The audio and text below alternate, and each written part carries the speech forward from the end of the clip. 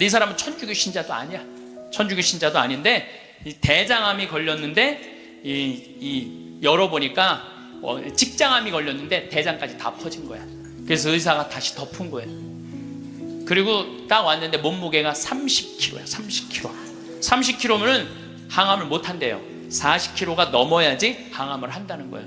근데 이분이 2달밖에 못 산다고 그러는데 내가 2달 있다가 죽을 거라면 병원에서 죽고 싶진 않더래요. 그러니까 2달 동안 먹지도 입지도 못했던 거야. 이 자매가.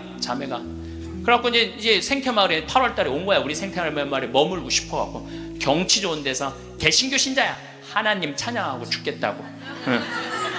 그래갖고 이제 내가 이제 만나러 나가려고 그랬더니 직원들이 신부님 받지 말라고. 지금 방이 예약이 이미 10월, 11월 달까지 다 차가고 그분이 받으면 안 된다고. 절대 받지 말라고 그러는 거예요. 내가 또 마음이 약해갖고 잘 받거든요. 그러니까 이제 직원들이 이제 그 마음 약해질까봐 받지 말라고. 근데 내가 딱 마당에 나가서 그 자매를 딱 봤는데 이뻐.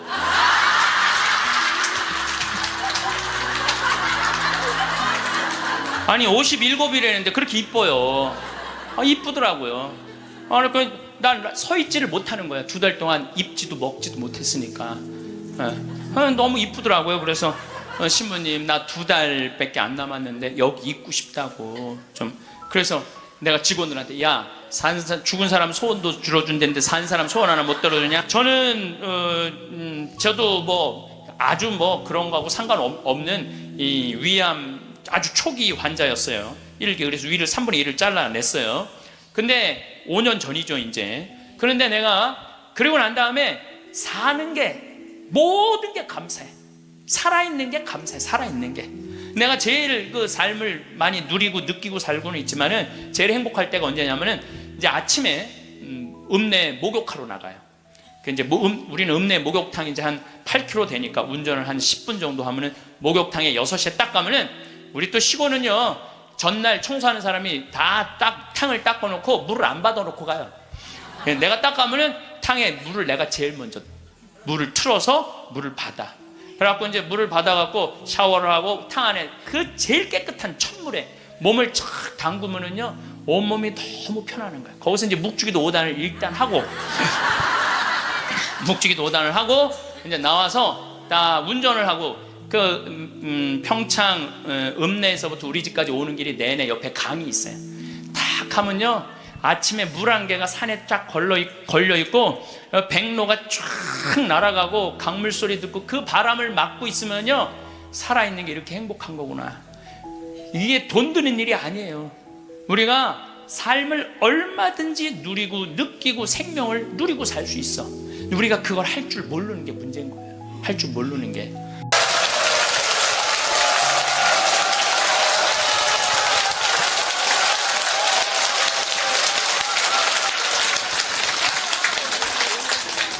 참 예수님 반갑습니다.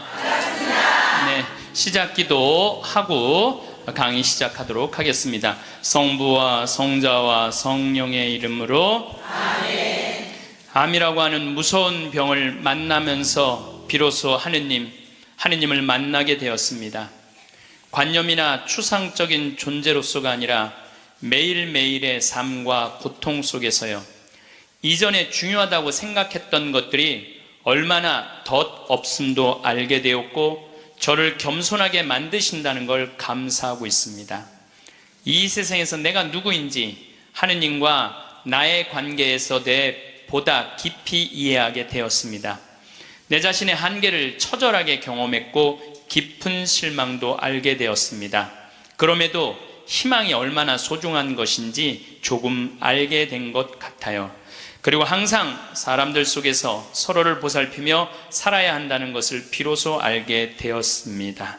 영광이 성부와 성자와 성령께 성과 같이 이제와 항상 영원히 아멘. 네, 참 예수님. 네, 우리가 항상 죽기 전에 후회를 참 많이 합니다. 사람들이 병들어서 자신에게 주어진 시간이 얼마 남지 않았다고 하면 하느님, 만약 당신께서 다시 한번 저에게 목숨을, 생명을 허락하셔서 건강하게 된다면 훨씬 더 착하게 살고 운동도 열심히 하고 남들한테 희생도 잘하고 성당도 열심히 다니겠다고 그렇게 자신과 약속하는 사람들 참 많아요. 그렇죠? 내가 본당 신부 때 키가 1m 한 70, 한 4cm 되는 처녀 아이였어요. 키도 크고 얼굴도 이쁘고. 근데 아버지가 고엽제로 돌아가셨어요, 베트남에서. 근데 그때만 해도 이 자식한테 물림을 당한다고 그랬는데 병원에서 유방암일 가능성이 있다고. 그래갖고 이제 검사를 해놓고 한 2주 후에 결과가 나오는 거야. 근데 그 2주 동안 너무 불안한 거야. 그래서 사제관을 찾아왔어요. 신부님 너무 불안하다고. 나 암이면 어떻게 하느냐고. 나 아직 시집도 안 갔는데 아버지는 그렇게 돌아가시고 어떻게 하느냐고 막 정말 눈물을 흘리면서 고통스러워하고 괴로워하는 그 아가씨가 있었어요. 그래, 우리 기도해보자. 다 암이지 않을 수 있으니까. 그 2주일 후에 이 친구는 와갖고 너무 화난 얼굴로 신부님 암이 아니래요. 이 친구는 지금 거의 20년이 지난 지금도 아주 행복하게 잘 살고 지금도 1년에 한 번씩 나한테 인사를 와요. 여러분들도 병원에 갔는데 당신 암이라고 그러고 검사를 했어. 그 기다리는 기간 동안 여러분들 무슨 생각할 것 같아요? 결과 기다리는 동안 별 생각을 다 할 거예요. 내가 왜 이렇게 착하게 살지 못했을까? 만약에 내가 다시 살아난다면 마약도 더하고 일도 12시간씩 더하고 내가 미워하는 놈 끝까지 미워하고 이런 사람은 한 명도 없을 거예요. 그렇죠? 만약에 내가 더 다시 살아난다면 더 착하게 살고 더 기쁘게 살고 더 사랑하면서 살겠다고 100이면 100명 다 그렇게 결심할 거예요. 내가 만약에 암이 아니라면. 이런 놈들, 그때 내가 그 놈을 더 괴롭혔어야 되는데 더 미워했어야 되는데 만약에 이런 마음을 죽기 전에 다시 건강해진다면, 그런 마음을 갖는다면 이런 사람이 지옥에 가는 거예요. 이런 사람이. 난 이런 사람은 없다고 생각을 해요. 우리가 죽음이 아픈 건 사랑하지 못하기 때문에 아픈 거예요. 우리가 죽음이 아쉬운 건 미처 누리지 못한 행복 때문에 죽음이 아쉬운 거예요. 우리가 죽음이 괴로운 건 이 세상에서 사람으로서 꼭 해야 되는 도리를 하지 않고 이웃을 도우지 않았기 때문에 죽음이 아픈 거죠. 많은 경우 살아있을 때 우리 자매님들이 남편한테 이래요. 제발 담배 좀 끊어. 그때 안 끊다가 폐암 딱 걸려서 그때 끊는 사람들. 제발 술 좀 끊어. 그래도 안 끊다가 간암 걸려서 끊는 사람들. 이런 사람들이 가장 바보 같은 사람들이에요. 지난 2월 달에 괌에 강의를 갔다 왔는데 거긴 지금 휴양지잖아요. 그 총회장님이 재미난 얘기를 하시더라고요. 신부님, 그 괌에 휴양지 띠 뛰는 데가 있대요. 그러면은 생전 안 보이던 사람이 어느 날부터 뛰기 시작한대요. 그럼 사람들끼리 서로 수군거린대요. 저 사람 의사가 당신 운동하지 않으면 죽는다고 얘기한 사람이다. 3개월 뛰다가 사라진대요. 죽은 거죠. 여러분들, 운동도요 평상시에 하는 거예요. 평상시에 병 걸려서 암 걸려서 하는 게 아니고 뭐든지 지금 해야 돼. 사랑도 나중에 하지 말고 지금 하고, 술도 나중에 끊지 말고 지금 끊고, 담배도 어떻게 나중에 끊지 말고 지금 끊고, 성주순례도 나중에 가지 말고 지금 가야 된다는 거예요. 사랑도 그래요. 많은 사람들이 왜 나를 아무도 사랑해주지 않지? 나 같은 거한테는 관심도 없네.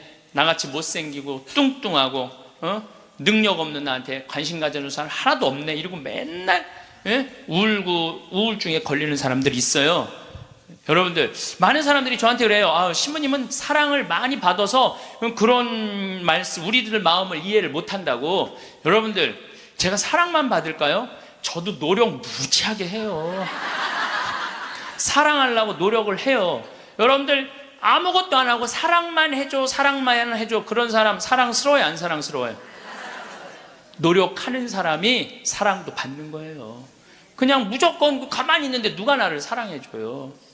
사랑도 열심히 하면 다. 낭만적인 사람은요, 잘생기고 이쁜 사람이 낭만적인 사랑하는 거 아니에요. 내가 신부 막 됐을 때 어머니 아버지 모시고 강릉 쪽으로 놀러를 갔는데, 하여튼 부부가 놀러를 왔는데 남자는 참 잘생겼는데 여자는 도저히 아닌 얼굴이야. 근데 남편이 나한테 사진을 찍어달라고 그러는데, 여보 이리 와. 그리고 아내를 탁 안는데 나 같으면 도저히 못 안을 것 같은데, 그 얼굴을 보고는 그 남편은 너무 귀중하게 아내를 안는 거예요. 그래서 사진을 찍으면서도 참 신기하다. 어떻게 저게 가능하지? 근데 한 50대 후반쯤 된 분들이었어요. 근데 제가 요즘 그 부부를 이해를 하기 시작을 해요.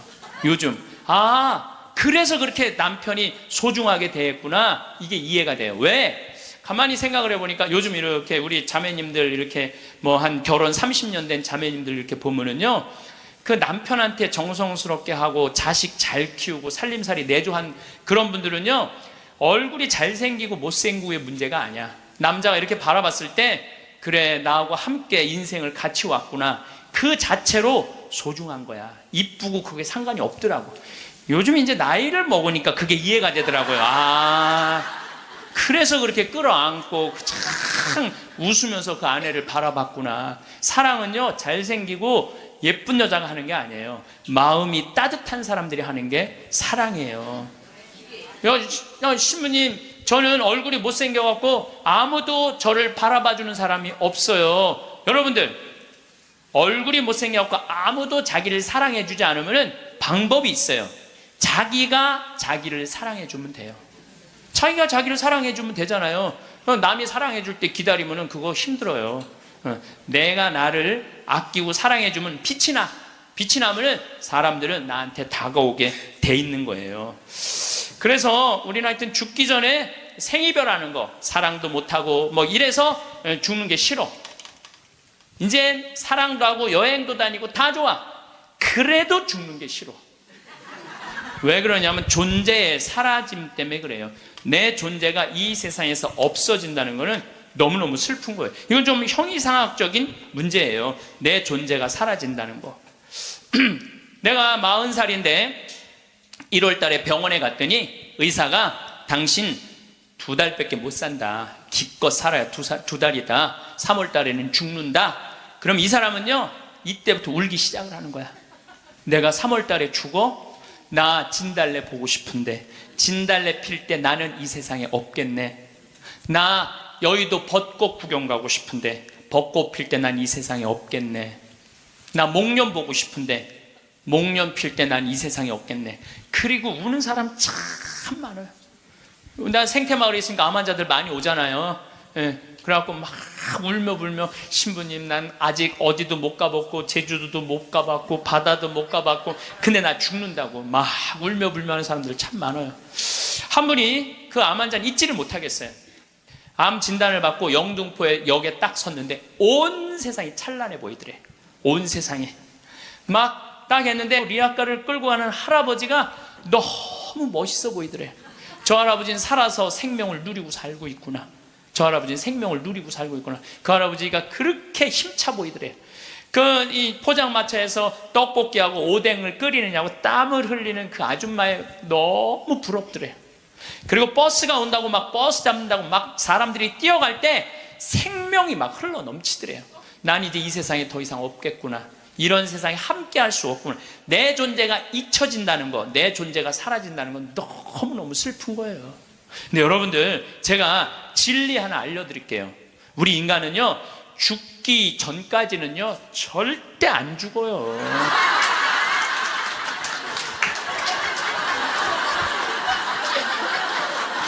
아직 죽지도 않았는데 청승 떨지 말라 이거예요. 죽지도 않았는데 청승 떨지 말라는 거예요. 근데 많은 사람은 아직 죽지도 않았는데 죽은 것처럼 사는 사람들 많아요. 난 죽을 거다, 죽을 거다. 그래서 암 환자들도 두 종류가 있어요. 살아있는 동안 즐겁게 살다가 죽는 사람이 있고, 아직 죽지도 않았는데 죽은 것처럼 죽다가 살다가 죽는 사람이 있다니까요. 그래서 죽기 전까지는 절대 안 죽어요. 작년 8월 달에 우리 생태마을에 이제 우리는 암 환자를 더 이상 안 받습니다. 이 방송 보시는 분들 이제 더 이상 암 환자를 안 받아요. 왜 암 환자를 안 받냐? 우리 집은 사실은 암 환자들 치료 기관이 아니라 환경 교육하고 교우들 피정하는 집이에요. 근데 워낙 먹을거리가 좋고 이래서 내가 암 환자들을 받았는데, 요즘은 피정하겠다는 분들이 너무 많이 와서 그분들은 전부 다 청주 꽃마을로 가라고 그래요. 거기 이제 암 환자 전문 기관이니까. 그래서 암 환자를 안 받는데 작년 8월 달에 암 환자가 또 왔어요. 근데 이 사람은 천주교 신자도 아니야. 천주교 신자도 아닌데 이 대장암이 걸렸는데 열어보니까 직장암이 걸렸는데 대장까지 다 퍼진 거야. 그래서 의사가 다시 덮은 거예요. 그리고 딱 왔는데 몸무게가 30kg야. 30kg. 30kg면은 항암을 못 한대요. 40kg가 넘어야지 항암을 한다는 거예요. 근데 이분이 2달밖에 못 산다고 그러는데 내가 2달 있다가 죽을 거라면 병원에서 죽고 싶진 않더래요. 그러니까 2달 동안 먹지도 입지도 못했던 거야. 이 자매가. 그래갖고 이제 생태마을에 8월 달에 온 거야. 우리 생태마을에 머물고 싶어갖고. 경치 좋은 데서 개신교 신자야. 하나님 찬양하고 죽겠다고. 응. 그래갖고 이제 내가 이제 만나러 나가려고 그랬더니 직원들이 신부님 받지 말라고. 지금 방이 예약이 이미 10월, 11월 달까지 다 차가고 그분이 받으면 안 된다고. 절대 받지 말라고 그러는 거예요. 내가 또 마음이 약해갖고 잘 받거든요. 그러니까 이제 직원들이 이제 그 마음 약해질까봐 받지 말라고. 근데 내가 딱 마당에 나가서 그 자매를 딱 봤는데 이뻐.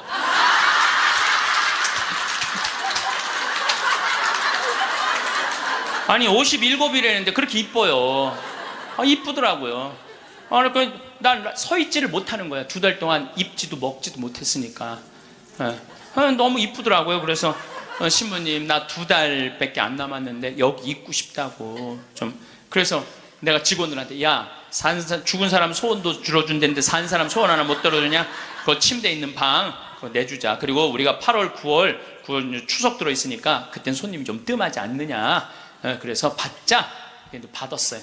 받았는데 이 자매가 유명한 번역가예요. 중국어, 영어, 독일어를 할 줄 아는 유명한 번역가예요. 여러분들도 아마 그분 책을 한 번씩 봤을 거예요. 근데 어쨌거나 우리 집에 와서 2달 동안 밥도 못 먹었다는 자매가 병원에서 우리 집에서는 밥을 나보다 더 먹는 거야. 밥이 너무 맛있다는 거야. 밥이 너무너무 맛있다는 거야. 밥이 너무 맛있다는 거예요. 그리고 이제 뒤에 이제 산책 둘레길이 1시간짜리가 있는데 그 둘레길을 돌면서 너무너무 행복하다는 거야. 너무너무 행복하다고. 이제 그래갖고 뭐 그런가 보다 해갖고 이제 10월 달이 됐는데 이제 2달 후에 방 빼줄 생각을 안 하는 거야. 2달 있다가 죽는다고 그래서 받아줬더니 살이 더 통통 찌는 거예요. 살이 더 통통. 근데 10월 달에 오더니 이 자매가 하는 말이 신부님 내가 미사 참여를 해보니까 성체가 너무 좋다는 거예요. 개신교는 성체 성사가 없잖아요. 예수님을 몸 안으로 영한다는 게 여러분들 참 여러분들은 행복한 사람들이에요. 여러분들 사랑은 뭐냐면요, 사랑은 같이 있고 싶은 거야. 여러분들 1살 2살짜리 애 낳았을 때 걔 보고 있으면 같이 있고 싶으면 같이 안고 싶어요. 너무 사랑스럽죠? 네, 같이 있고 싶어서 뭐라 그러냐면 눈에 넣어도 안 아프다 그래. 이 눈에 티끌 하나만 들어가도 막 난리를 쳤는데 이만한 걸 눈에 넣어도 안 아프다 그래. 이게 보통 이게 그것처럼 사랑스러워. 눈에 넣어도 그 큰 거를 넣어도 안 아프다는 얘기예요. 근데 예수님은 우리랑 너무 같이 있고 싶은 거야. 눈에 넣어도 안 아픈 게 아니라 그걸 뛰어넘어서 너무 같이 있고 아예 안에 들어가서 살고 싶은 거야. 우리 안에. 그래서 성체로 우리 안에 들어와서 살고 있는 거예요. 그 행복한 신비를 여러분들은 매일매일 경험하는 거예요. 근데 우리 자매가 이렇게 보면서 나도 성체형하고 싶다는 거예요. 세례를 받아야 되는데 근데 동생이 목사님이야. 그 동생하고 상의를 했대요. 나 거기 가고 세례 받고 싶다고. 천주교 세례. 근데 이 목사님이 한술 더 뜨는 거야. 누나 가고 기분도 좋고 몸도 좋아지니까 세례 그냥 받으라고. 천주교 큰 집이나 마찬가지니까 세례 받으라고. 그래갖고 이제 데레사로 세례를 줬어요. 데레사로. 그러니까 데레사가 이제 매 시간마다 나한테 와서 강의 듣잖아. 앉아갖고. 근데 똑같은 걸 듣는데도 똑같이 웃기대. 그 자매가 웃지. 밥 먹지, 공기 마시지, 예수님 먹지, 좋다는 건 다 하는 거, 좋다는 건 다 하는 거예요.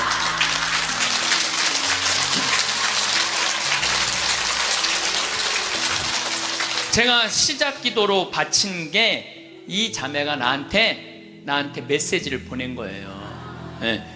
암이라고 하는 무서운 병을 만나면서 비로소 하느님을 만나게 되었습니다. 그 전까지는 교회도 잘 안 나갔대요. 관념이나 추상적인 존재로서가 아니라 매일매일의 삶과 고통 속에서 이전에 중요하다고 생각했던 것들이 얼마나 덧없음도 알게 되었고, 저를 겸손하게 만드신다는 걸 감사하고 있습니다. 이 세상에서 내가 누구인지 하느님과 나의 관계에 대해 보다 깊이 이해하게 되었습니다. 나 자신의 한계를 처절하게 경험했고 깊은 실망도 알게 되었습니다. 그럼에도 희망이 얼마나 소중한 것인지 조금 알게 된 것 같아요. 그리고 항상 사람들 속에서 서로 보살피며 살아야 한다는 것을 비로소 알게 되었습니다. 우리 생태마을에서 살면서요, 너무너무 삶을, 그리고 이분이 그런 거예요. 2달 동안 그냥 하느님 속에서 살다가 죽겠다고 찬양하면서, 그러면서 점점 건강이, 12월 달이 돼도 방 뺄 생각을 안 하는 거예요. 온몸에 암이 다 퍼졌다는 사람이. 그래서 이제 12월 마지막 제주는 내가 너무 강의가 많으니까 이제 마지막 제주는 쉬어요. 오늘부터 21일까지 하루도 안 쉬고 강의를 하는 거예요. 21일까지. 그러니까 대림 여러분들 피정한다고 그냥 여기서 부르고 저기서 부르고 그러니까 근데 예수님 내가 그래 대림 때 항상 예수님이 난 12월 10일 날 태어났으면 좋겠어. 너무 힘들어. 그래서 25일부터 30일까지는 제가 쉬어요. 근데 쉬면서 이제 평창에 이제 오늘도 새벽에 눈이 와갖고 그냥 직원들이 눈을 다 쓸었거든요. 그래서 이제 마지막 주 쉬면서 집에서 뭐 할 일이 별로 없잖아요, 또. 그러니까 우리 직원들한테 저녁 먹고, 야, 영화 보러 나가자. 우린 또 영화를 보려면 원주로 나가야 돼. 1시간 한 20분 정도 운전을 해서 영화를 딱 이제 보러 갔는데, 직원들 다 데려가는데 테레사가 눈에 밟히는 거야. 혼자 놔두고 가기가 그렇잖아요, 그 큰 건물에. 그래서 테레사도 같이 가자. 그래서 이제 테레사하고 같이 영화를 보러 갔어요. 근데 내가 영화를 보러 갔는데 영화를 잘못 골랐어. 영화를 이렇게 단편 영화를 골라야 되는데 1년에 한 편씩 나오는 영화에 2편을 데려간 거예요. 반지의 제왕, 호비 뜻밖의 여정, 스마우그의 폐허라는 2편을 데려간 거예요. 이 난쟁이들이 잃었던 왕국을 찾으려고 막 하다가 보물을 찾아야 되는데 그 굴 속에 용을 깨우면 안 되는 거야. 근데 용을 깨운 거야. 화가 난 용이 팍 날개를 펼치고 이제 마을을 다 불살려고 날개를 딱 펼치고 입을 쫙 벌리다가 영화가 끝나요. 이건 이제 언제 봐야 되느냐면 내년에 봐야 되는 거, 내년에. 영화가 끝나고 테레사한테 미안하더라고. 테레사한테 이제 언제 죽을지 모르는 테레사를 데리고 와갖고 그걸, 그래서 내가 빈말로 테레사한테 얘기했어. 테레사, 우리 내년에 누구 또 보러 오자. 난 빈말로 얘기했는데 테레사는 진지하게, 네 신부님 또 보러 와요 그러는 거예요. 그러나 한 1, 2월 달 해외 강의 성지순례 때문에 생태마을을 2달 동안 비웠어요. 2달 만에 왔는데 테레사가 30kg짜리 테레사가 42kg가 된 거예요. 얼굴이 삐쩍 말랐을 때도 이뻤는데 완전히 얼굴이 우리 집에 왔을 땐 흑 색깔이었는데 복사꽃 색깔로 바뀐 거야. 그런데 그 테레사는 그렇게 좋아졌다가 지난 10월 마지막 주에 세상을 떠났어요. 떠났는데 이제 제가 세브란스 병원에 갔는데 그 딸 셋, 아들 하나 있는 집이에요. 근데 막내 여동생이 그 언니 마지막 임종을 지켰는데 그 목사님도 제가 만났어요. 근데 그분들이 이런 얘기를 저한테 전해주더라고요. 신부님, 우리 언니가 50, 이제 거의 60까지 산 거죠. 이 평생 살면서 지난 1년처럼 행복했던 적이 없었다는 거예요. 너무 행복하게 살다가 세상을 떠났다는 거예요. 그리고 마지막에 이제 임종하던 날도 예수님 감사합니다. 이거를 계속 입에 계속 하면서 예수님 감사합니다. 자기 1년 동안 너무 산 게 행복했고 당신 만나러 가서 감사하다는 거예요. 계속 그러고 세상을 떠났다는 거예요. 그래서 저는 사는 것 같이 살다가 죽는 사람은 죽어도 살아요. 그렇죠? 근데 이 세상을 죽는 것 같이 사는 사람은 죽어도 죽어요. 죽어도 죽는 거예요. 그래서 데레사가 그렇게 참 예쁜 모습으로 세상을 떠나는 걸 보면서 우리가 오래 사는 게 문제가 아니야. 사는 날까지 즐겁게 사는 게 행복한 거예요. 우리 그 데레사가 마지막에 나한테 보낸 메시지가 있어요. 내가 끝기도에 할 거지만 지금 다시 한번 읽어드릴게요. 누군가 제게 제일 좋아하는 게 무엇이냐고 묻는다면 즉시 하늘을 바라보는 것이라고 답할 거예요. 우리 생태마을에서 이렇게 하늘을 바라보는 모습이 너무너무 행복했대요. 하늘이 파란 하늘을 바라보는 게. 새벽 하늘, 해질녘, 하늘 낮과 밤의 하늘을요. 하늘은 늘 자유롭고 무한하며 아름다워요. 하늘을 보면 주님께 삶을 주신 그 사랑에 감격해서 울고 싶고 웃고 싶어요. 하늘을 바라볼 수 있게 하신 그 사랑이 감사합니다 라고 이렇게 나한테 아름다운 많은 시들을 보내면서 번역가였으니까 이렇게 해서 이제 데레사는 세상을 떠났어요. 여러분들 죽음을 미리 앞당겨서 죽지는 마세요.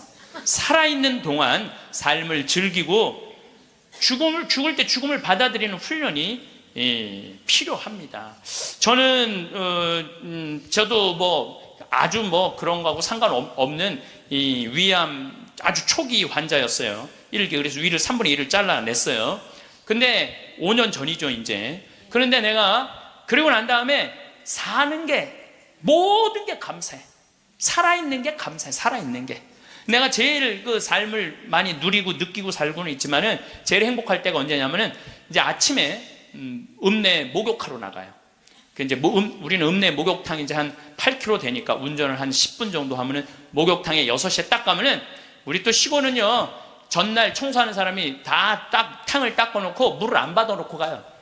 내가 딱 가면은 탕에 물을 내가 제일 먼저 물을 틀어서 물을 받아. 그래갖고 이제 물을 받아갖고 샤워를 하고 탕 안에 그 제일 깨끗한 첫물에 몸을 쫙 담그면은요 온몸이 너무 편안한 거야. 거기서 이제 묵주기도 5단을 일단 하고 묵주기도 5단을 하고 이제 나와서 다 운전을 하고 평창 읍내에서부터 우리 집까지 오는 길이 내내 옆에 강이 있어요. 딱 하면요 아침에 물 한 개가 산에 쫙 걸려있고 백로가 쫙 날아가고 강물 소리 듣고 그 바람을 맞고 있으면요 살아있는 게 이렇게 행복한 거구나. 이게 돈 드는 일이 아니에요. 우리가 삶을 얼마든지 누리고 느끼고 생명을 누리고 살 수 있어. 우리가 그걸 할 줄 모르는 게 문제인 거예요. 할 줄 모르는 게. 여러분들도 오늘 이렇게 와서 강의 들으니까 삶이 생명감이 좀 느껴지지 않아요? 네. 그래서 집에 있으면 안 되는 거예요. 집을 나가야 되는 거 무조건. 네. 집에 있으면 우울증밖에 걸릴 게 없는 거예요. 네. 제가 여러분들 죽을 때 가족들 모아놓고 나는 내가 처음 자전거 탈 때 아빠가 뒤에서 잡아주고 너 혼자 이렇게 자전거 처음 탔을 때 아빠는 얼마나 행복했는지 몰라. 죽을 때 아빠가 자식한테 이렇게 얘기하는 거죠. 내가 너희들 손잡고 우리 생태마을 국장하고 아들들하고 3, 4년 전에 스페인 산티아고 600km를 걸었어요. 우리 국장은 한 달 동안. 그게 내가 보기에는 죽을 때 내가 너희들하고 그때 걸었을 때 너무너무 행복했어. 이런 말을 할 때 여러분들 멋있게 죽는 거예요. 안 죽으려고 이리 도망다니고 저리 도망다니고 그냥 풀뿌리 캐먹고 그냥 죽은 건지 산 건지도 모르고 그냥 이러고 살다가 죽지 말라는 거예요. 여러분들. 김수환 추기경님이 돌아가실 때 고맙습니다. 사랑하십시오. 참 멋있게 죽잖아요. 여러분들도 죽을 때 좀 제발 멋있게 죽어. 죽을 때 좀 멋있게 죽어야 될 것 같아요. 내가 지난 6월 달에 필라델피아에 강의를 갔었어요. 강의가 끝나고 이제 버지니아로 옮겨가려고 그러는데 기차를 타고 가려고 그러는데 젊은 부부들이 젊었다고 그래야 한 45, 6 된 부부들이 신부님 저희들이 모셔다 드릴게요. 뿌레젤이라는 가게를 하는 분이에요. 아니 가게는 어떻게 하고? 직원들이 알아서 해요. 뿌레젤이라는 건 뭐냐면은 밀가루에다가 소금 넣어서 굽는 빵이에요. 이게 하나에 300원이야. 그걸 5개를 묶어요. 그래갖고 그게 그냥 필라델피아는 흑인이 많이 살아요. 그걸 먹고 우리 김밥같이 먹는 거야. 김밥같이. 그래서 이제 그럼 고맙다고 한 3시간 반, 4시간 걸리는 거리니까 차를 타고 하는데 이런 얘기 저런 얘기, 이민 중에 어려웠던 얘기, 행복했던 얘기 많이 하는데 참 그 두 부부가 나한테 기가 막힌 얘기를 해주더라고요. 한참 뿌레째를 구워서 팔면서 대출도 갖고 그러는데 하루는 완전히 늙은 흑인 하나가 찾아왔대요. 그러니 뿌레첼 300개를 주문을 하더래요. 그래서 내일 갖고 갈 거냐? 그랬더니 아니 오늘 갖고 갈 거냐. 아니 당신 2시간이나 기다려야 되는데 기다릴 수 있느냐? 난 기다릴 수 있다고 그러더래. 직원들이 막 눈총을 주더래요. 미국은 다 예약 문화거든. 전날 예약을 하고 찾아가겠다 이러는데 그 흑인은 와갖고 2시간을 기다리고 있더니 돈 벌고 싶은 욕심에 그 뿌레첼을 부지런히 걷대요. 그거 갖고 300개를 줬대. 뭐 하려고 그러냐? 그랬더니 내가 학교 수인데 우리 아이들 주려고 갖고 가는 거다. 그리고 갔대요. 다음 주에 또 오더니 또 뿌레첼 300개를 주문을 하더래요. 화가 나더래요. 이게 무시하는 것도 아니고 이 바쁜데 뿌레첼을 300개를 또 주문하네. 당신 기다릴 수 있겠냐? 나 기다리겠다고 여기서. 그래갖고 고소 줬대. 근데 그 다음 주에 또 오더니 뿌레첼 300개를 또 고달라고 그러더래. 그래서 물어봤대요. 너 이름이 뭐냐? 그랬더니 미스터 윌리래. 미스터 윌리. 미국이 지금 예약 문화인데 당신은 왜 예약도 안 하고 우리를 힘들게 하느냐? 그랬더니 미스터 윌리라는 늙은 흑인이 하는 말이 나는 예약을 할 수 없는 사람이다. 왜 예약을 못하냐? 난 지금 암이 걸려갖고 오늘 죽을지 내일 죽을지 모른다. 그런데 내가 어렸을 때 뿌레첼이란 빵을 먹고 허기를 때웠다. 지금도 이 얘네들은 그 필라델피아 아이들은 얘네들은 아버지 날 어머니 날이 따로 있어요. 그럼 그거 하나를 사서 아버지한테 보낸대요. 그걸 옛날 생각하고 그걸 맛있게 먹는데. 그러니까 나도 어렸을 때 이 뿌레첼이란 빵을 먹고 허기를 때우고 했는데 지금 내가 수의로 있는 이 학교에 아이들도 아침을 못 먹고 오는 애들이 참 많다. 그래서 내가 마지막에 죽기 전에 그럼 너 학교 심부름이 아니냐? 그래도 심부름이 아니다. 내 돈으로 마지막에 이 아이들한테 거의 $300나 되는 돈을 계속 해갖고 아이들한테 나눠준다는 거예요. 그래서 나는 언제 죽을지 모르기 때문에 예약을 할 수가 없다. 그리고는 다시는 안 왔대요. 죽은 거지. 그러니까 미국 사람은 죽을 때도 멋있게 죽어. 저는 여러분들도 좀 죽을 때 좀 멋있게 죽었으면 좋겠어. 좀 내가 어디 선물을 갖고 가고 어디 선물을 좀 주고 죽는 그런 모습이 좀 있었으면 좋을 것 같아요. 그래서 이제 우리가 죽을 때 멋있게 죽으려면 잘 살아야 돼. 잘 살아야 돼. 그래서 저는 여러분들 우리가 잘 살려면 삶을 계획을 잘 세워야 돼. 계획이 없는 삶은요 잘 살 수가 없어요. 여러분들 인생 계획 어떻게 잘 세워져 있어요? 네. 아유 신부님 무슨 계획이 있어. 다 살았는데. 천만의 말씀이요. 여기 다 산 분 한 분도 안 계세요. 제가 얘기했죠. 죽기 전까지는 절대 안 죽는다고. 그러니까 계획이 있으셔야 된다니까. 저는 신학생 때 세미나를 하는데 앞으로 주 5일제가 된다는 거예요. 주 5일제. 그럼 토요일날 일요일날 교우들 성당 안 나온다는 거예요. 경치 좋은데 구경 가느냐고 성당에 안 다닌다는 거예요. 프랑스가 신자 비율이 97%인데 주 5일제 실시하고 미사 참여율이 8%로 떨어져요. 90%가 성당에 안 나오는 거예요. 내가 프랑스에 가보니까 금요일 저녁부터 놀러 나가더라고요. 금요일 저녁. 그 일요일만 되면 그 파리로 엄청난 차들이 들어오는 거야. 그럼 언제 성당에 가? 토요일날 놀러 다니느냐고. 그럼 내가 30년 전에 신학교 교수님들이 그러더라고요. 앞으로 주 5일째 되면 한국도 그런 일이 벌어질 거다. 금요일 저녁부터 놀러 나갈 것이다.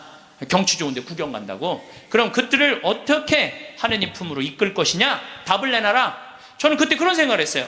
그래, 교우들이 경치 좋은데 구경 간다고 성당을 안 나와? 그럼 나는 나중에 신부가 되면 성당을 경치 좋은데 전화해야 되겠다. 그리고 글리 오라고 해야 되겠다.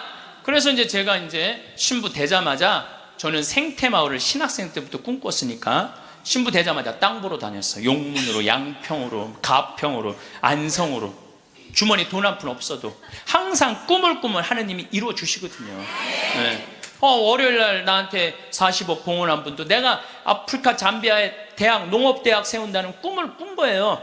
그러니 누가 이루어주시는 거예요? 하느님이 이루어주시는 거예요. 믿음이 있어야 돼. 언젠간 줄 거라는 믿음이 있어야 돼. 예. 그래서 이제 막 여기저기 땅 보러 다니는데 뭐 30억 50억 그러더라고요. 부동산 업자가 신부님 돈이 어디 있어서 땅을 보러 다니느냐고. 나 돈 한 푼도 없다. 대신 꿈이 있다. 꿈이. 그래서 이제 교구청에서 내가 하도 그렇게 뛰어다니니까 주교님이 부르더니 강원도 평창에 땅이 15,000평이 있다는 거, 15,000평. 그거를 꾸며보라는 거예요. 그래서 제가 30살에서부터 그걸 꾸미기 시작을 한 거예요. 본당 신부 하면서. 그럼 뭐 집에 들어오면 새벽 2, 3시 늘 그랬어요. 다 본당 사목하고 집에 들어오고 그러니까. 10년 하는데 도저히 안 되겠더라고요. 그래서 주교님한테 청을 드렸죠. 주교님, 저 이제 초대 본당 신부 2번을 5년을 했으니 저 이제 강원도 평창 생태마을에 들어가서 살게 허락을 해 주십시오. 청을 넣었더니 주교님 그럼 가라고. 그래서 내가 가서 생태마을에 가서 사는데 10년 동안 꽃 심어놓고 나무 심어놓고 사니까 지금은 봄만 되면 천국이에요. 천국. 얼마나 꽃이 피면 아름다운지 몰라요. 산수유 피고 개나리, 진달래, 뭐 마로니에, 목련, 벚꽃, 찔레꽃, 이팝꽃, 조팝꽃 뭐 이런 거 피면은 꽃동산이에요. 꽃동산. 얼마나 아름다운지 몰라요. 그래갖고 마당에 딱 서면 강이 쫙 내려다 보이니까 얼마나 좋아요. 사람이요, 여러분들 산이 하나 보이는 데 사는 사람은 그냥 그런 데서 사는 거래요. 근데 산이 3겹이 겹쳐서 보이는 데서 살면은요, 좋은 땅에서 사는 사람이라는 거예요. 근데 산이 한 5겹 겹쳐 보이는 데서 사는 사람은 명당에서 산다는 거예요. 근데 산이 한 7겹 겹쳐 보이면은 대명당, 대신 내려다 보여야 돼, 그 산이. 내려다 보면 대명당에 사는 거야. 근데 우리는 여기 있으면은 치악산 그 자락까지 보니까 12겹까지 보여, 12겹까지. 그리고 거기에 강 하나 흘러주면은 그건 말할 것도 없대는데 앞마당에. 그러니까 딱 마당에 딱 서 있으면은요, 얼마나 행복한지 몰라요. 이렇게 내가 50살이 된 거야. 그리고 밤하늘의 별이, 여러분들 우리 데레사도 별 얘기 했잖아요. 별이 얼마나 아름다운지 몰라요. 그러니까 우리 여기 남산이 278m야. 우리 생태마을은 325m야. 그러니까 강의 끝나고 밤 11시, 12시에 가면요, 하늘을 보면요, 지금은 이제 오리온, 황소자리, 마차부자리, 뭐 카시오페아, 북두칠성, 별똥별이 떨어지잖아요. 별똥별 꼬리 타는 소리가 들려요. 별똥 떨어질 때, 아니 뻥이 아니라니까. 떨어질 때 따다다다다다 이러면서 떨어요. 따다다다다. 참.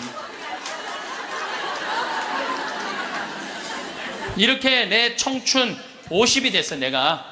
그랬더니 교구청에서 부르더니 황 신부님, 그 평창 생태마을 꾸민 경험을 가지고 여주의 땅이 15만 8천 평이 있대. 15만 8천 평.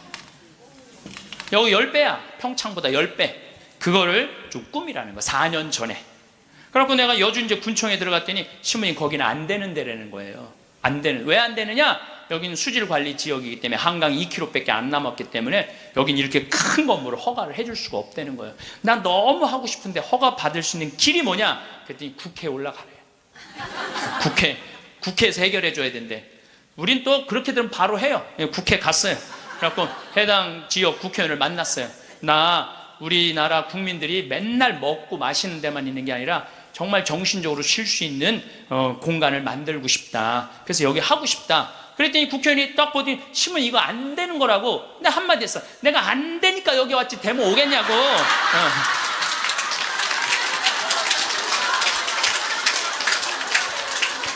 그때 마침 그 국회의원이 아주 열심한 천주교 교우였어. 고민을 많이 하더라고요. 그러더니 그러면은 군수님하고 얘기를 해보고 연락을 드리겠다고. 그래서 이제 기다렸죠. 일주일 후에 연락도 빨리 오더라고. 아주 능력 있는 국회의원이야 보니까.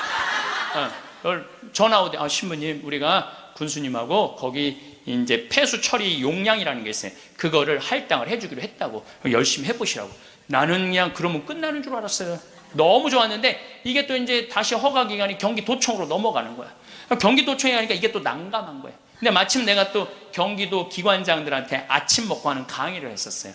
도지사 있고 뭐 법원장, 경찰청장, 무슨 뭐 세무서장, 뭐 국회의원들, 뭐 또 뭐 무슨 시장들 다 모였는데 강의를 아침에 하는데 끝나고 난 다음에 도지사님이 차 한 잔 마시자고 그래서 마시면서 이 도지사님이 그러더라고요. 신부님, 되게 기관장들이기 때문에 아침 먹고 다 간대. 근데 끝까지 들은 게 신부님이 처음이라는 거야. 신부님 너무너무 우리한테 유익한 강의를 해줘서 너무너무 감사하다고. 혹시 필요한 거 있으면 말을 하라고. 내가 필요한 거 있다고. 나 필요한 거 있다. 내가 지금 여주에 생태마을을 꾸미는데 이게 너무 힘들다. 그랬더니 딱 도지사님 다 알아듣더니 바로 황경국하고 얘기를 하더니 막 행정실장 부르더니 일사천리로 그 자리에서 또 군수님한테도 전화해갖고 신부님 하는 일 도와주라고. 그래서 너무 나는 또 그러면 끝나는 줄 알았어. 그랬더니 그거보다 더 어려운 기관이 뭐냐면은 한강유역관리청이에요. 거기서 부정적인 의견이 나오면 안 되는 거예요. 거기 갔는데 안 된다는 거예요. 다 안 된다는 거 하여튼 다 안 된다는 거예요. 그래서 갔는데 그 이제 판시관이 7급 공무원인데 여자야. 남자는 이렇게 쑤시고 저렇게 쑤시면 어떻게 되는데 여자는 뭐 어떻게 할 길이 없잖아요. 그래갖고 신부님 여기는 안 되는 이유를 쭉 설명을 하더라고요. 그런데 난 여기 너무 하고 싶다. 생태 공원도 조성하고 맨날 내가 프랑스 떼제 공동체를 가보니까 한 주에 3,000명씩 와서 피정을 하고 가는 거예요. 한 주에 3,000명. 그러니까 걔네들은 정신적인 훈련을 너무너무 많이 하는 거예요. 근데 우리나라는 그런 데가 거의 없는 거야. 그래서 우리 천주교 교우들도 그래서 저 여주는요 피정 기간이 월요일부터 주일이야.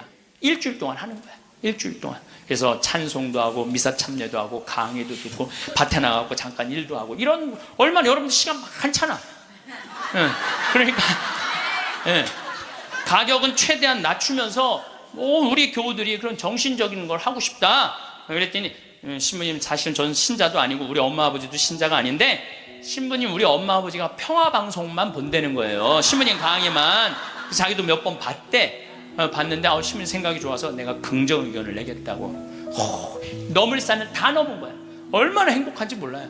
그런데 진짜 큰 산이 하나 있더라고. 주민들이 결사 반대하는 거예요. 주민들이 한 105호 정도 되는데 그 부평리 주민들이 안 된다. 결사 반대를. 그래서 야 이거 결사 반대하면 안 되는데 그래갖고 내가 이제 주민들 이제 마을회관에 만나자 그랬어요. 딱 만났는데 눈빛이 결사항전의 눈빛이 있더라고요. 결사항전의 눈빛이. 그래서 그럼 한번 왜 반대하시는지 말씀을 해보라고. 근데 여러분들 우리가요 협상을 할 때는요 먼저 말하면 안 돼요. 항상 상대방이 어떤 지금 기분으로 반대를 하는지 얘기를 들어봐야 돼. 그래서 내가 또 생명을 살리는 말씀 말 작년에 강의할 때 대화하는 방법 알려줬잖아요. 내가 그렇게 1년을 말을 했는데 대화를 못 하겠어요. 그래서 이제 겸손하게 앉아서 어르신들이 말씀하시는데 말씀 다 맞는 말씀이더라고요. 그리고 말씀을 들을 때는 눈빛을 깔아야 돼. 일단 이렇게. 그리고 말씀할 때마다 어떻게 고개를 끄덕여야 돼요. 이게 존중이에요. 존중. 1시간 동안 제가 계속 맞는 말씀이라고 의견을 받아들이겠다고, 맞는 말씀이라고 받아들이겠다고. 근데 다 얘기하고 그럼 신부님 여기다 왜 하려고 그러느냐고. 내가 또 이제 말할 기회를 주신 거 아니에요. 내가 또 일단 말을 하면 이게 얼마나 대단해요.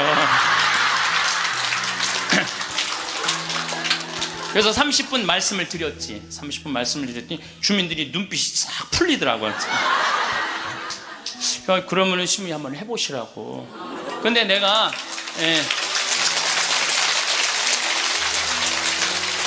그걸로 끝나서는 안 될 것 같아.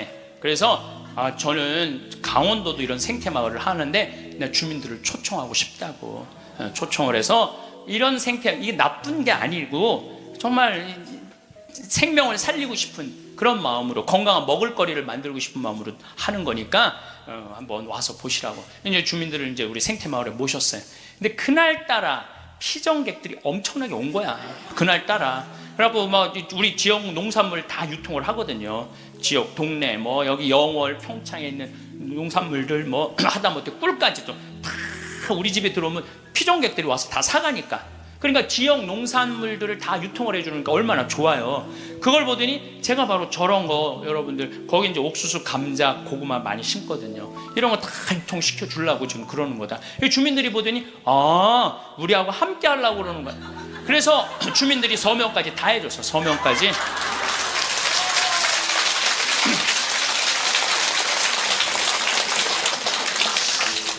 나는 보통 텔레비전 보면 막 반대할 때 막 결사 반대 막 피 같은 거 막 써놓고 막 그리고 서로 막 죽기 살기 까무러치기로 싸우는 거 보면 이해가 안 돼. 왜 말로 하면 될 걸 왜 싸우는지 이해가 안 돼. 나도 양보할 걸 많이 양보를 했어요. 왜냐면은 거기에 주민들이 나는 그 산을 좀 넓은 농토를 하려고 하는데 산을 보존해 달라고 그러더라고. 맞는 말씀이잖아요. 그래서 산 보존하는 걸로 하고 이제 거기서 이제 말을 좀 해서 이 사람이 말을 타면은요, 이게 그 말을 키우고 싶은 이유 중에 하나는 왜 말을 키우고 싶으냐면 장애자들이 말을 타면요 이 치료가 굉장히 좋아요. 그래서 장애인 협회에서 나한테 와갖고 신부님 말을 좀 하면은 말 탈 공간이 없다는 거예요. 지금 수도권은 너무 비싸고, 근데 여긴 땅이 15만 8천 평 아니에요. 15만 8천 평. 그러니까 좀 해달라고 그래서 그거 하려고 그랬는데 말똥 냄새가 마을에 오면 불편하다. 그것도 내가 포기했어요. 그러니까 원하는 걸 다 해준 거죠. 내 것만 한데, 협상이라는 거죠. 내 걸 포기하는 게 협상이에요. 그래갖고 이제 아마 내년부터 이제 생태마을을 이제 꾸미게 될 거예요. 그러니까 난 60살까지 일이 기다리고 있는 거예요. 60살까지. 남들은 60살 되면 명퇴한다, 조퇴한다 그러는데 나는 일이 기다리고 있으니까 얼마나 좋아. 사람은요, 꿈꾸는 사람이 행복한 거예요. 꿈꾸는 사람이. 여러분들 과거에 매달린 사람 불행하세요. 과거. 내가 그때 이 인간을 만나지 말았어야 되는데. 여러분들 그거 후회해봐야 그 인생 돌이켜져요? 돌이켜지는 게 아니에요. 우리가 과거에 매달린 사람이 우울증에 걸린다니까요. 그때 내가 삼성전자 주식을 사뒀어야 되는데 3만 원 할 때 사뒀었는데 3만 원 할 때 3만 원 할 때 사뒀으면은 지금 150만 원 왔다 갔다 하잖아요. 3억 저기 막 3억 원어치 사놨으면 150억 된 거 아니야. 150억. 여러분들 아까도 말씀드렸지만 과거에 집착하는 사람은요 불행한 사람이에요. 과거에 내가 아주대학 환경공학과 대학원 다녔거든요. 거기 너무너무 재미난 일거리가 있어요. 하나가 뭐냐면은 거기 옆에 유신고등학교라고 있었어요. 근데 지금은 아주 좋은 고등학교였는데 처음에 이제 막 그 지역에서 막 아주 시골에서 이제 오는 애들이 꼴뚱한 애들이 참 많은 거예요. 담임 선생님이 그랬대요. 이 바보들아, 저기 뭐야, 이 등록금 학비 이거 있으면 앞에 땅, 그때 거기가 한 평에 100원 했거든요. 30년 전 이거나 사두라고, 이 바보들아. 맨날 선생님 그랬대요. 그런데 30년이 지난 지금 거기는 한 평에 3천만 원이에요. 그럼 그 이제 난 애 나이 뭐 한 4-5살 위아래 그때 공부 못했던 애들이 이런 말을 하는 거. 그때 담임 선생님 말을 들었어야 되는데. 여러분들, 아니 그럼 30년 전으로 돌아갈 거야? 어떻게 할 거야? 과거에 매달린 사람은 불행한 사람이에요. 미래를 꿈꾸는 사람이 행복한 거예요. 미래를 꿈꾸는 사람. 계획이 있어야 된다는 거예요. 삶에는 계획이 있어야 된다는 거예요. 그래서 여러분들은 어떤 계획을 갖고 계시냐, 이 자세한 얘기는 다시 다음 시간에 하겠습니다. 성공한 사람들을 보면 크게 두 부류로 나뉘는 걸 알 수 있습니다. 하나는 자신이 성공했다고 여기저기 떠벌리고 다니는 사람들, 그리고 또 하나는 조용히 아무 말 없이 자기 삶을 사는 사람들입니다. 우리는 흔히 성공을 하면 자연스럽게 자랑하고 싶어질 거라고 생각하죠. 좋은 차를 사고 비싼 시계를 차고 SNS에 멋진 사진을 올리고 싶을 겁니다. 왜냐하면 그렇게 하면 남들이 나를 더 인정해 줄 거라고 믿으니까요. 하지만 현실은 그렇지 않습니다. 오히려 진짜 성공한 사람들은 그렇게 행동하지 않습니다. 왜냐하면 보여줄 필요가 없기 때문입니다. 돈이 많다고, 높은 자리에 있다고, 유명하다고 해서 굳이 그걸 드러낼 필요는 없습니다. 그걸 아는 사람들은 이미 알고 있고 모르는 사람들은 알 필요가 없죠. 그런데도 굳이나 성공했다고 떠드는 사람들이 있습니다. 그런 사람들은 왜 그럴까요? 간단합니다. 그 사람들은 사실 그렇게까지 성공한 게 아니기 때문입니다.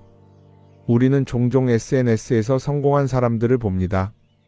해외여행을 가고 고급 레스토랑에서 밥을 먹고 멋진 차를 타고 다니는 모습? 그런데 가만히 보면 그런 걸 보여주는 사람들은 언제나 뭔가를 팔고 있습니다. 강의를 팔든 자기 브랜드를 홍보하든 아니면 단순히 자기 자존감을 유지하려고 하든 간에 결국 목적이 있는 거죠. 진짜 부자들은 그렇게 하지 않습니다. 오히려 조용히 아무도 모르게 자기 일을 합니다. 왜냐하면 자랑해서 얻을 게 없기 때문입니다. 오히려 괜히 잘난 척했다가 사람들에게 이용당하거나 시기와 질투를 받거나 쓸데없는 오해를 사는 게 더 피곤합니다. 이건 단순한 돈 이야기가 아닙니다. 사회적인 성공을 이룬 사람들도 마찬가지입니다. 진짜 실력 있는 사람들은 자기 실력을 굳이 떠벌리지 않습니다. 왜냐하면 그럴 필요가 없으니까요. 자기 분야에서 최고라면 사람들이 먼저 알아서 찾아옵니다. 반대로 실력이 부족한 사람일수록 자기를 포장하려고 애씁니다. 우리가 흔히 듣는 말이 있죠. 빈 수레가 요란하다. 이 말이 괜히 있는 게 아닙니다. 정말 내실이 있는 사람들은 굳이 시끄럽게 굴지 않습니다. 반대로 겉만 번지르르한 사람들은 자기가 얼마나 대단한지 떠들고 다닙니다. 이걸 좀 더 현실적인 예로 들어볼까요? 동창회에 나가면 꼭 이런 사람이 있습니다. 옛날에는 별거 아니었는데 갑자기 잘 됐다고 나타나서 자기가 얼마나 성공했는지 자랑하는 사람. 처음에는 다들 와 대단하다 하고 들어주지만 시간이 지나면 어떨까요? 대부분 속으로 이렇게 생각할 겁니다. 저 사람 뭐 저렇게까지 티를 내? 결국 그런 사람은 점점 멀어지게 됩니다. 반면에 정말 성공한 사람들은 조용합니다. 굳이 자기가 어떻게 살고 있는지 설명하지 않죠. 그런 사람들은 오히려 주변에서 먼저 알아보고 자연스럽게 존경을 받습니다. 그게 진짜 성공입니다. 그럼 우리는 어떻게 해야 할까요? 내가 뭔가를 이루었을 때 굳이 남들에게 알릴 필요가 있을까요? 물론 가까운 사람들에게 좋은 소식을 전하는 건 좋습니다. 하지만 굳이 모든 사람들에게 나 이렇게 잘 살고 있어요 하고 알릴 필요는 없습니다. 그런 행동은 결국 나에게 득이 되지 않습니다. 성공이라는 건 원래 조용한 겁니다. 내가 잘 되고 있으면 주변 사람들이 자연스럽게 알게 됩니다. 굳이 내가 말하지 않아도 내 행동과 태도에서 묻어나오게 되어 있습니다. 그러니 굳이 보여주려고 애쓰지 마세요. 오히려 그게 더 진짜 성공한 사람의 태도입니다. 사람은 사회적 동물이라고 하잖아요. 혼자 살아갈 수 없고 결국 사람과의 관계 속에서 기쁨도 얻고 때로는 상처도 받습니다. 그런데 한 가지 생각해 볼 게 있어요. 우리가 정말 인간관계가 필요해서 맺고 있는 걸까요? 아니면 그냥 그래야 한다고 배워서 어쩔 수 없이 유지하고 있는 걸까요? 어릴 땐 친구 많으면 좋다고 하죠. 사회생활에서도 인맥이 중요하다는 말을 많이 합니다. 그런데 정작 주변을 보면요, 인간관계가 넓은 사람일수록 스트레스를 더 많이 받아요. 전화벨이 울릴 때마다 이번엔 또 무슨 부탁일까 싶고 단체 채팅방에서 메시지가 올 때마다 이걸 또 어떻게 대답해야 하나 고민하죠. 관계가 많아질수록 책임과 피로도 함께 늘어나는 겁니다. 어떤 사람들은 인간관계를 줄이면 외롭지 않겠냐고 해요. 그런데 가만히 생각해보면 진짜 외로움을 느끼는 순간이 언제인지 아세요? 오히려 불필요한 인간관계 속에 있을 때입니다. 같이 밥을 먹고 얘기를 나누는데도 뭔가 허전하고 대화가 컥 돌고 속마음을 나누지도 못할 때, 그럴 때 우리가 더 외롭다고 느끼죠. 그렇다고 당장 인간관계를 다 끊어버릴 순 없겠죠. 하지만 적어도 내가 정말 소중하게 여겨야 할 관계와 그냥 관성적으로 유지하는 관계는 구분할 필요가 있습니다. 예를 들어 매번 나한테 부탁만 하고 정작 내가 어려울 땐 연락 한 번 없는 사람. 내가 실수하면 뒷담화를 하면서 내 앞에서는 웃는 사람. 이런 관계를 굳이 계속 이어갈 이유가 있을까요? 가끔은 이런 경험도 있을 거예요. 우연히 어떤 사람과 친해졌는데 만난 지 얼마 되지도 않았는데 너무 많은 걸 털어놓는 사람들 있죠. 자기 속사정부터 가족 문제, 직장 고민까지 쏟아내는 사람들. 이런 경우 두 가지의 가능성이 큽니다. 하나는 그냥 감정적으로 의존할 사람이 필요해서일 수도 있고 또 하나는 내가 믿을 만한 사람인지 떠보는 걸 수도 있어요. 어떤 경우든 이런 관계는 오래가기 어렵습니다. 사실 친밀함이라는 건 시간이 필요한 법이에요. 적당한 거리를 두고 천천히 서로를 알아가야 하는데 초반부터 급격하게 가까워진 관계는 쉽게 무너지는 경우가 많습니다. 처음엔 친하다고 생각했는데 어느 순간 사소한 일로 틀어지고 결국 남보다 못한 사이가 되는 거죠. 그러면 인간관계를 어떻게 해야 할까요? 답은 간단합니다. 억지로 맺지 말고 굳이 유지하려고도 하지 않는 거예요. 내가 편한 관계라면 자연스럽게 이어질 것이고 그렇지 않다면 서서히 멀어질 겁니다. 그리고 그걸 억지로 붙잡지 않아도 괜찮습니다. 관계를 유지하는데 에너지를 쓰기보다는 정말 소중한 관계에 집중하는 게 더 낫지 않을까요?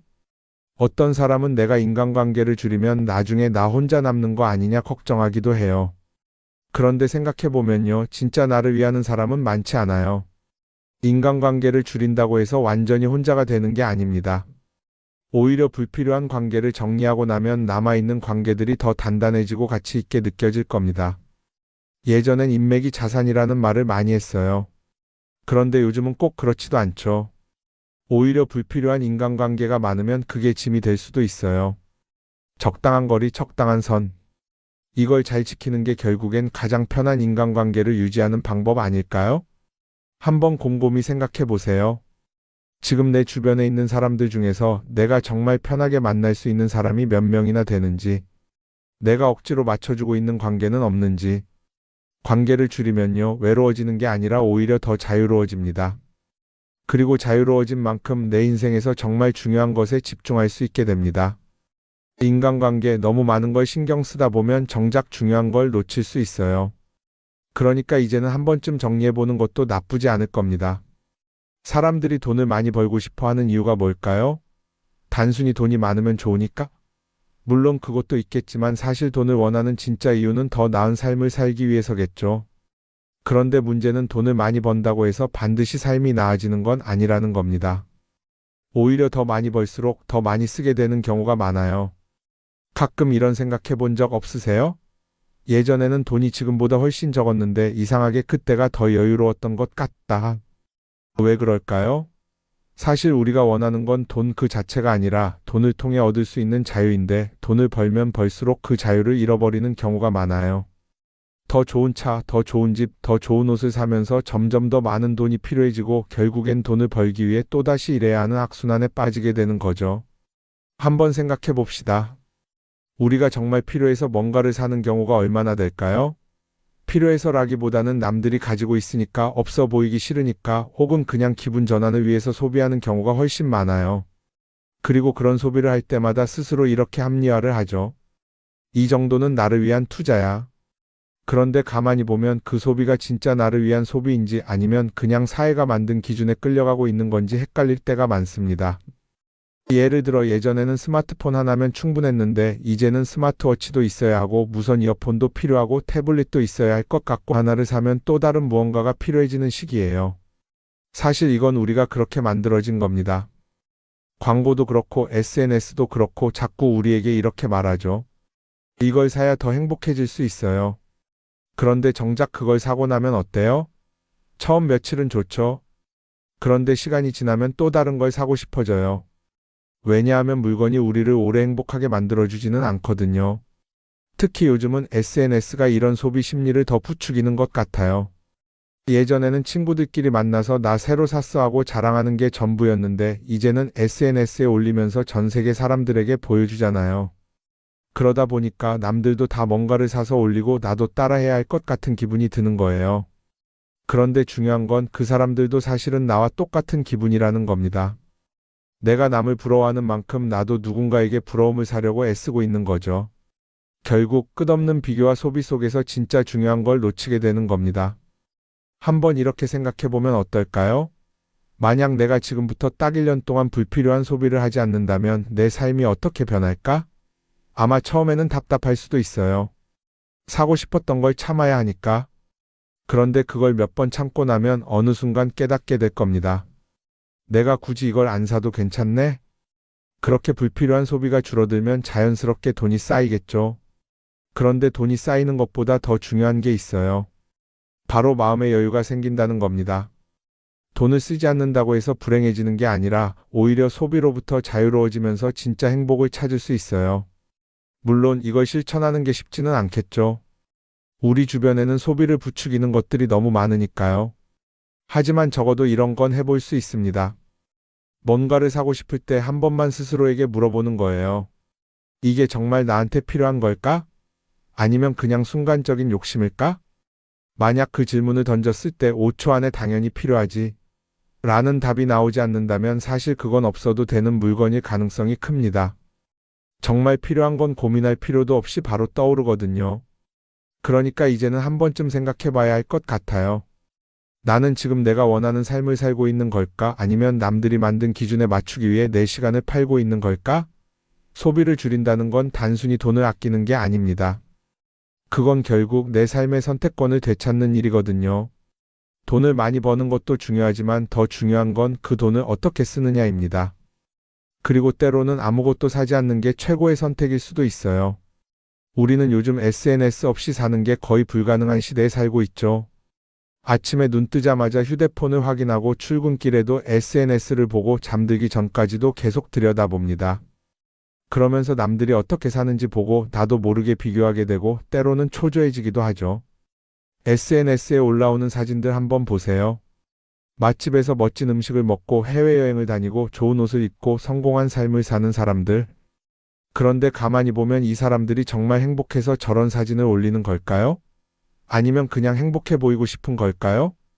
실제로 SNS에 가장 많이 올라오는 사진이 뭔지 아세요? 남들이 부러워할 만한 순간들입니다. 집에서 편하게 쉬고 있는 모습이나 출근길에 지친 얼굴, 어제 먹다 남은 배달 음식 사진 같은 건 잘 안 올리죠. 대신 멋진 레스토랑, 명품 가방, 고급 호텔 같은 것들이 올라옵니다. 왜 그럴까요?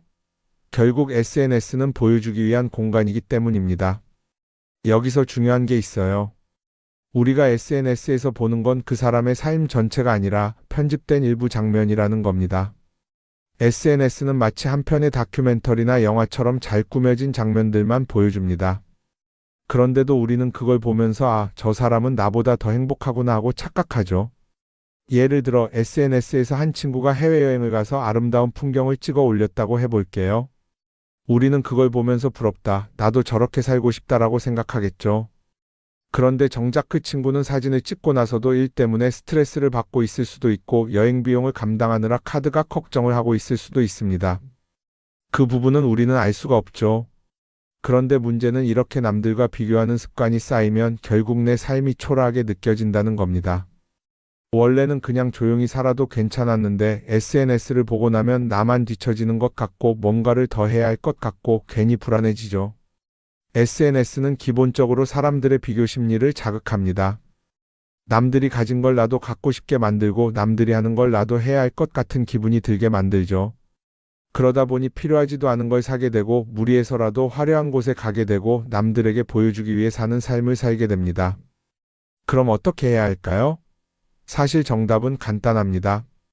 SNS에서 보이는 것들을 곧이곧대로 믿지 않는 것입니다. 그리고 더 중요한 건 남과 비교하는 걸 멈추는 것이에요. 어떤 사람이 비싼 차를 타고 다닌다고 해서 그 사람이 꼭 행복한 건 아닙니다. 좋은 차를 타고 다니지만 밤마다 사업 걱정에 잠 못 이루는 사람도 많아요.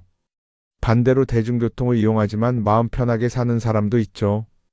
결국 행복은 보이는 것이 아니라 느끼는 것입니다. SNS를 덜 보면 덜 불행해진다는 연구 결과도 있어요. 하루 종일 남의 삶을 보면서 비교하는 시간을 줄이면 내 삶에 집중할 수 있는 시간이 많아지는 겁니다. SNS를 완전히 끊을 필요는 없지만 최소한 그 안에 있는 것들이 전부 진짜라고 생각하지 않는 태도는 필요합니다. 우리는 누구나 자신만의 속도로 살아가고 있어요. 남들은 남들대로 사는 거고 나는 나대로 살면 됩니다. SNS에서 남들의 화려한 모습을 볼 때마다 한 번쯤 이렇게 생각해 보세요. 이건 그 사람이 보여주고 싶은 삶일 뿐이다. 그러면 조금은 편해질 겁니다. 사람들은 다들 자기 인생을 살아간다고 생각하죠. 그런데 가만 보면 정말 자기 인생을 사는 사람이 얼마나 될까요? 많은 사람들이 사실은 남이 만들어 놓은 기준에 맞춰서 살고 있어요. 좋은 대학, 좋은 직장, 좋은 차, 좋은 집. 다들 이런 걸 목표로 삼지만 정작 내가 원하는 삶이 뭔지 깊이 생각해 본 적이 없는 경우가 많아요. 이건 어릴 때부터 교육받아온 방식과도 관련이 있어요. 우리는 어릴 때부터 이렇게 살아야 한다는 틀 안에서 자라죠. 공부 열심히 해서 좋은 성적을 받아야 하고 좋은 직장을 가져야 하고 결혼도 적당한 때에 해야 하고 마치 인생이 정해진 수순이라도 있는 것처럼요. 그러다 보니 나 스스로 정말 원하는 걸 고민하기보다는 그냥 남들이 정해놓은 목표를 따라가게 돼요. 그런데 이렇게 남의 기준에 맞춰서 살다 보면 어느 순간 공허함을 느끼게 됩니다. 이게 정말 내가 원했던 삶인가? 하는 의문이 들 때가 오죠. 어릴 땐 성적이 목표였고 사회에 나와서는 연봉이 목표였고 결혼하고 나서는 아이 교육이 목표였는데 그 목표를 이루고 나면 허무한 거예요. 계속 뭔가를 이루긴 했는데 정작 나는 어디에 있는지 모르겠는 거죠. 진짜 중요한 건 내가 원하는 게 뭔지를 아는 것이에요. 그런데 이게 쉽지 않죠. 오랫동안 남의 기준대로 살아왔기 때문에 막상 내가 정말 원하는 게 뭐지? 하고 물어보면 선뜻 대답하기 어려운 경우가 많아요. 하지만 이 질문을 하지 않으면 우리는 평생 남이 정한 기준 속에서 살게 됩니다. 그럼 어떻게 해야 할까요? 첫 번째로 필요한 건 내가 왜 이런 생각을 하게 됐는지 스스로 점검하는 거예요. 예를 들어 내가 비싼 차를 사고 싶다고 생각한다면 그게 정말 내 필요 때문인지 아니면 남들에게 잘 보이기 위해서인지 한번 따져봐야 해요. 만약 남들이 나를 어떻게 볼까 하는 게 더 중요하다면 그건 내 기준이 아니라 사회가 만들어 놓은 기준일 가능성이 큽니다. 두 번째는 다른 사람의 의견에 휘둘리지 않는 연습을 하는 거예요. 우리는 살아가면서 끊임없이 남들의 평가를 받죠. 그 나이에 그런 걸 시작한다고? 지금 그게 가능하겠어? 이런 말들이 우리를 흔들어 놓습니다. 그런데 그런 말에 신경 쓰다 보면 결국 아무것도 하지 못하게 돼요. 중요한 건 남들이 뭐라고 하든 내가 결정하는 거예요. 물론 남의 조언을 들을 수도 있고 참고할 수도 있죠. 하지만 최종 결정은 항상 내 몫이어야 합니다. 내가 결정하고 내가 책임지는 거. 그렇게 해야 내 삶을 온전히 내 것으로 만들 수 있어요. 세 번째는 내가 한 선택에 책임지는 자세를 가지는 거예요. 많은 사람들이 무언가를 선택하고 나서도 후회하죠. 괜히 이걸 했나? 이 선택이 잘못된 건 아닐까? 그런데 한 가지 확실한 건 후회한다고 해서 과거가 바뀌지는 않는다는 거예요. 내가 한 선택이라면 그 선택이 틀렸다고 해도 받아들이고 그 안에서 최선을 다하는 게 더 중요해요. 이렇게 말하면 그럼 실수하면 어떡하죠? 라고 걱정하는 분들도 있을 거예요. 하지만 생각해보면 우리가 실수를 두려워하는 이유도 결국 남의 시선 때문이에요. 내가 실패하면 남들이 날 어떻게 볼까? 이런 걱정이 더 크죠. 그런데 남들은 생각보다 우리한테 관심이 없어요. 우리가 성공하든 실패하든 남들은 자기 삶을 사느라 바빠요. 그러니까 내 인생의 주인은 결국 나 자신이라는 걸 명확히 할 필요가 있어요. 내 선택을 하고 그 선택에 책임지면서 남이 아니라 나에게 맞는 길을 찾는 것. 그게 진짜로 내 삶을 살아가는 방법이 아닐까요? 어쩌면 우리는 너무 오랫동안 이렇게 살아야 한다는 틀 속에 갇혀 있었는지도 모릅니다. 하지만 이제는 한 번쯤 생각해 봐야 합니다. 나는 진짜 내 삶을 살고 있는가? 그리고 만약 아니라면 지금부터라도 조금씩 바꿔보면 어떨까요?